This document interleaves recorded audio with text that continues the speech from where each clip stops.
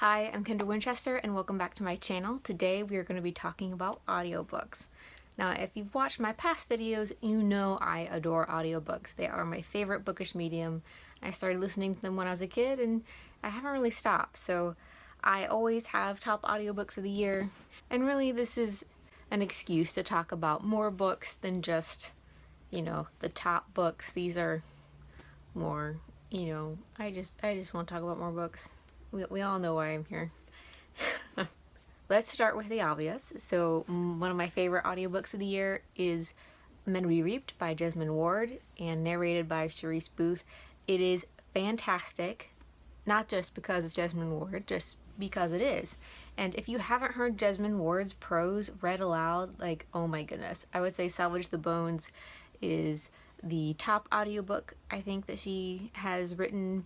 But besides that, Men We Reaped is fantastic. It's a memoir about, it's part half, Jesmyn Ward's early life, and the other half is guys in her family or friends that society kind of screwed over, and so it's like Men We Reaped.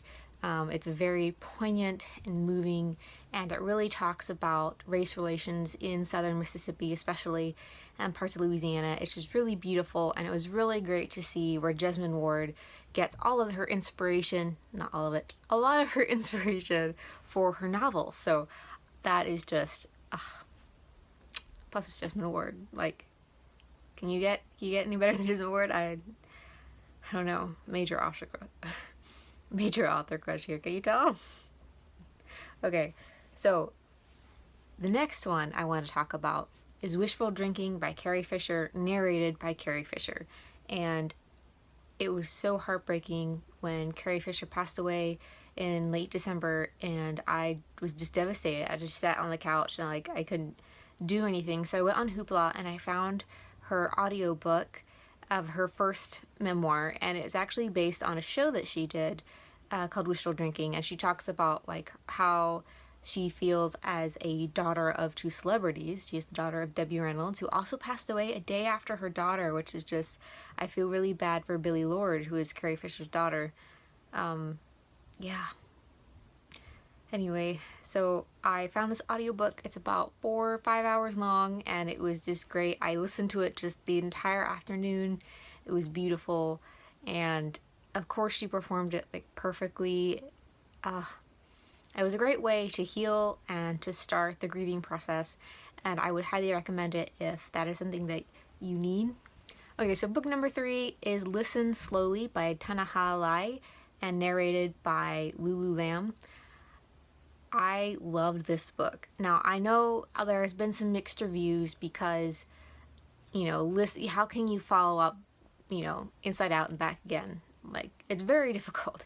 And Inside Out and Back Again is her refugee story. It's kind of based on the author's life, and so the first book is about how coming over from Vietnam and after the war and the ramifications of that and the relocation program and just so many different things. The second book is about the second generation and how the daughter of refugees is going back to Vietnam to try to figure out what happened to her grandfather who disappeared at the end of the Vietnam War. So I really appreciated the perspective that refugees have, and then what their children have, and it's a bit different. And I wrote a memoir for a Vietnamese man about his refugee experience, and ever since then, not only do I feel self-conscious when I say Vietnamese words because he would always make fun of me, but I have always moved by different Vietnamese refugee narratives because they're just so much more skilled than I did it, and I was like, it's so beautiful, and I really have been changed by that experience. So I'm always looking out for more Vietnamese refugee narrative books, if that makes sense. So I really love this audiobook. The narrator is fantastic, just perfect. The fourth book I want to talk about is Cinderella Ate My Daughter by Peggy Orenstein, read by the author. Fantastic book about how marketing and toys and society are really pushing a certain type of persona, and I guess, I don't know, pink. I just get pink. You see pink toys everywhere. When I was growing up, you could at least pick pastel colors if it were wide range. Now it's just pink. And she talks about how little girls aren't given the opportunity to see themselves in a wide range of activities and professions and whatever, and they're just seen as like ballerinas and fairies and stuff. And she just talks about the power of marketing, the power of societal expectations, and it's a really good book for anyone.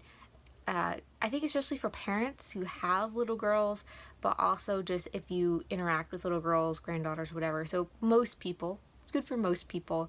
And if you remember the author's name, that's because she also wrote Girls and Sex, which was a runner-up for the Reading Women Award in nonfiction this year. So I adore this book. You can't really like get any better, any funnier. It's just wonderful. Like she talks about like the toddlers and tiaras kind of thing, and is that really a good thing, dressing them up like that, like little dolls? And oh my goodness. Oh, it's very hard for me not to gush forever about this author. I believe she's written one more book that I have not read yet, but she's definitely one. Anything by her, definitely one you want to pick up. So the last audiobook I want to talk about is In the Country by Mia Alvar, and that is narrated by, by Nancy Wu and Don Castro. I can never remember both of their names. And this is a short story collection, which I think is a great version of audiobook, especially if you're commuting. You can listen to a story per commute or day or whatever. And it does change narrative perspectives between men and women, so that's why there's the two narrators. And I remember certain stories in this book so vividly, and I had never read anything set in the Philippines, which is where most of it's set. Either people are moving back to the Philippines or visiting the Philippines, or they are Filipina, and they're moving away. And it talks about different cultures where Philippine people go. I'm not using the right tenses, I think. I'm just screwing that up, but that's okay. That should not take away from how amazing this book is and how it presents stories from a culture and islands that really we don't get a lot in fiction much at all. At least I personally haven't seen any, and that really needs to change. So I really loved this book. I think more people should read it. I did see it on a bunch of lists, but beyond the first buzz about it when it came out, I haven't really heard much about it. So definitely want to go look up that audiobook. Short stories make great audiobooks. Highly recommend.